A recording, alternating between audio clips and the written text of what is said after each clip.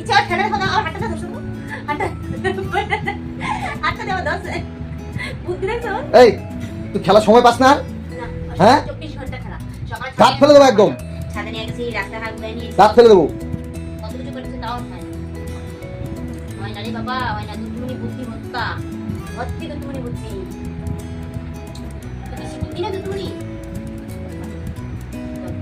হ্যাঁ কত কত কত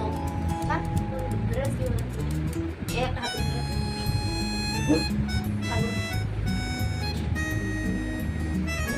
ওটা